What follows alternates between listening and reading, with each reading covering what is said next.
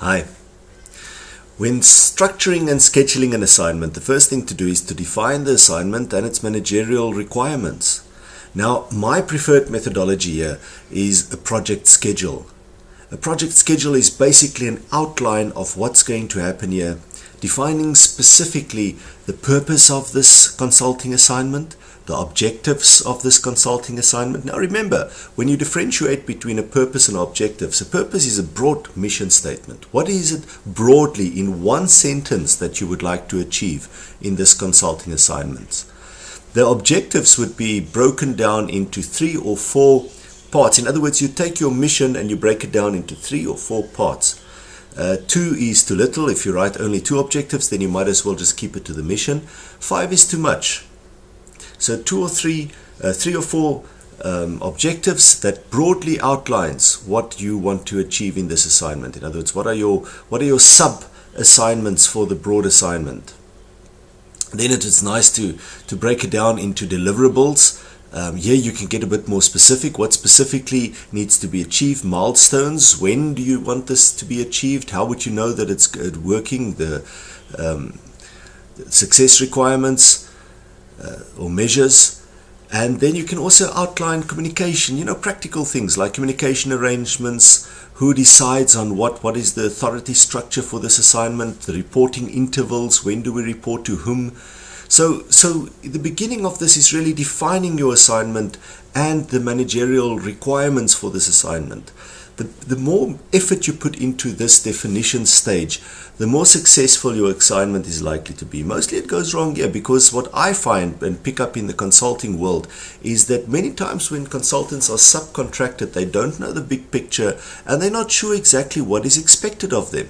So what they do is, and consultants being intelligent people, is they just start creating their own little missions around this, and this creates problems. So make sure that from the start you have a very clear outline on what needs to happen here so that you can communicate this with the entire project team. When engaging in a consulting assignment, the following key questions has to be asked. Would we be using a standard or special management procedure? Please remember that standard procedures are lower in risk. Why? Because we've done this before. We know how to do this and we know what works. Special management procedures would require higher risk, more expertise and cost more. So the first question is, how important is this project to us? How big is this project? If it's a crucial project where future work could depend on it, well then go for special management procedures. Otherwise, try and stick to the standard procedures. Do we appoint a full-time leader? Once again, a full-time leader will reduce the risk of non-performance but increase the amount that you spend on the project. A full-time leader is going to cost a lot of money, but then again, the risk will be much less of bad performance or poor performance. You'll have to ask the question, how important is this project to us? What should the experience level of senior and junior consultants be? Senior consultants cost a lot of money, junior consultants cost less. Therefore, you'll probably want a few senior experienced consultants and more junior consultants. The more important the project and the more important the project is to the future of the organization, the more senior consultants you'll push into this. Of course, the more money you get for the project, the more senior consultants you can afford. How should we schedule detailed controls? In other words, how frequent should the control be? And you'll see as we ask these questions, it really the whole time is risk weighed up against cost. If you want to reduce the risk, it costs more. If you have a lot of detailed controls, if you have a high frequency of visits and monitors in place, then it means you have to pay senior consultants more money to do this. So you can reduce the risk by increasing your expense. At what level should the client firm stop management be involved? Well, obviously where the risk is the highest, top management will be involved. Also, where you consult the client organization and you talk to their managers, your senior managers would probably want to be there or have to be there to ensure continuous business. Senior management of the consulting firm are probably the most experienced people. Therefore, they would also reduce the risk, but they cost more. How appropriate is it to test new approaches and techniques? Remember, the moment you test a new approach, you increase the risk of something going wrong. So if this is a crucial project, if this is an important project, rather don't. You could do this at mediocre levels where a mistake won't hurt you that much. So you can test a new approach and technique where the risk is not so high, or where the damage to your consulting organization won't be severe. How important is the assignment to future business development? I think this is a question that we've been asking throughout all the other questions, because this question will answer how much money we spend on resources to execute the project. In other words, at what level are we prepared to reduce the risk of non-performance in this project? What is the learning value of this assignment? Maybe the assignment doesn't make us a lot of money, but it sure as hell puts a good thing on our CV, on our resume or track record or portfolio, company portfolio. So many organizations are prepared to engage in assignments that don't make them that much money, but which gives them the necessary experience. Let's have a look at team leaders and supervisors. The next step is to sort out your team leaders and supervisors. Now, in a consulting assignment, leadership becomes a bit more important than management.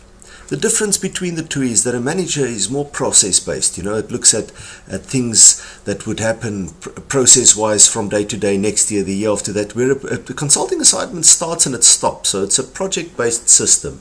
And in a project-based system, time is against us. We need to complete this assignment. We've got a lot of pressure to change a situation. There's something that's not happening in an organization. A consulting firm is being brought in and the consulting firm is fixed. It's to the interest of the organization that this happens as effectively and as soon as possible. Therefore, your supervisors and your team leaders basically have three primary tasks. Task number one is to ensure performance. This is the task where you need to see to it that precise execution takes place. You have a project schedule or assignment schedule. There's due dates, there's dates that things must be done, and to do this you've got people. You've got your consulting team. So you need to motivate this team, you need to ensure to it that this team is pushed so that they can finish this assignment on time. The second thing that the team leader or the supervisor must do is to provide expert advice. That's why you cannot have a supervisor or team leader that's not an expert in this matter. It's your duty to see to it that this team executes precisely, and that where they do not have the knowledge, you assist them or you empower them to get the knowledge. Lastly, the team leader and the supervisor is a liaison officer between the different stakeholders. This includes reporting, feedback, having meetings with management, with clients, and with subcontracted organizations or other consultants. So 3 things. 1, ensure performance. Make sure that this project is executed on time, on task, on delivery, on quality. 2, ensure that you provide expert advice, that the people who you work with know what to do. And lastly, liaise. This usually is meetings and report writing. Where a senior consultant takes the role of supervisory role, in other words, supervising junior consultants, the following are very important considerations for such consultant. The periodic visits to the operating team. How many times will this happen? Where will this happen? What would happen when this meeting takes place? Control and progress assessments. There must be assessment methodology. How would we know that what we are doing is correct? How would we know that we're succeeding? Technical guidance and support for the operating consultants. That's why this is a senior consultant, because he or she knows more than the junior consultants. Therefore, technical guidance is crucial. Review of important reports and proposals. What reports are handed in? How can we translate these reports to the client company? And how could we make more proposals based on these reports? Liaison with clients on assignment progress and mutual commitments. The consultants have certain commitments towards the client organization, and the client organization has certain commitments towards the consulting firm. How are these commitments achieved? And are we on path? Are we busy achieving what we want to hear? Is the client happy with what we are doing? Let's have a look at staffing and scheduling of assignments.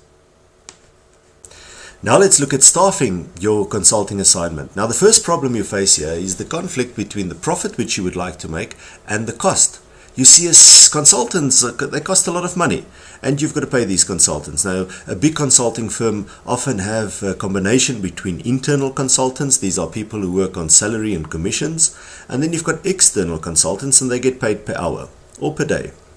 So the external consultants are more expensive than the internal consultants.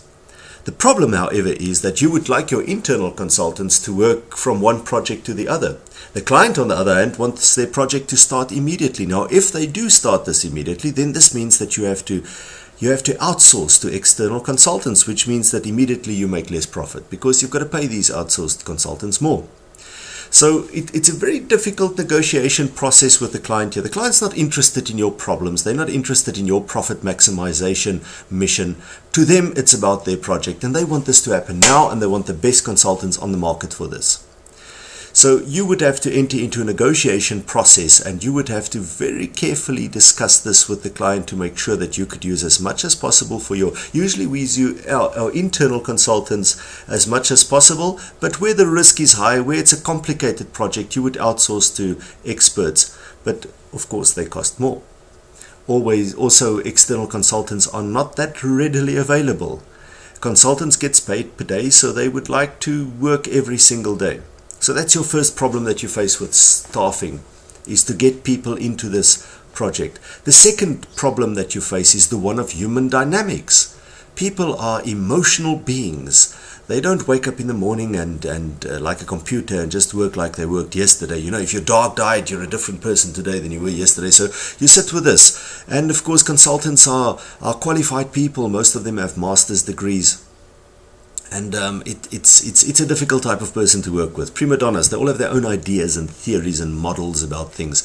So it's very difficult to get these consultants all working together nicely and harmoniously as a team. This is, of course, the problem of the team leader. To get these guys working together. My advice, keep them focused on the task at hand. Separate them. I, throughout my year as a management consultant, work with at least 7 to 8 different consulting project teams. I never meet these people. I never see them. I never meet them face to face. I'm never in a meeting with them. I've got Skype. I've got internet. I work from my house. So if they need me, we connect online and I talk to them. You see, the nice thing about that is if you keep your consultants apart and let them work at their own spaces, then the only time they communicate would be about the project. So there would be absolute no chatting in the tea room about management. There's no gossiping. There's no time for the human dynamics. When I talk to my consulting teams worldwide, we talk about the project. There's nothing else to talk about because I don't know them that well. So we're busy with the execution of a project, and that's the only thing that we deal with. Now, lastly, let's look at the overall project plan or the overall assignment plan. Now, when you draw up an overall assignment plan, or when you finalize this overall assignment plan, you basically work with 4 important concepts here. They are time, resources, dependency, and task. Time and dependency goes together. Now, what happens is you have a task. This is clear. You know what to do. You know what to happen and when this needs to happen. And you've got your resources. You've got the people and the goods and the equipment to do this. So you've got your resources and you've got your task. And this resources and task must be translated into a time and dependency map. Now, time tells us that, we do not have forever. This thing has to finish at a certain stage. And we've got deadlines. Now, dependency means what needs to follow what. If it's a long and thin dependency line, then it means that this is a high-risk project because everything has to wait for something else to happen. So if it rains, we can't go further. Or if Susan is on leave and she's a key to this, then we can't go on. So we always try to make it short and thick. In other words, there needs to be a lot of tasks that happen at the same time. This costs more, but the risk is less because if something happens, you can always pull it out a bit. So dependency answers the question to what needs to happen before what and what can only happen after what has happened. So dependency and time is basically puts our task and our resources together, and collectively this bucket of things helps us to manage the cost and the quality of our project. the quality in terms of what we deliver at the end, and the cost in terms of what are we getting from this and what is this costing us.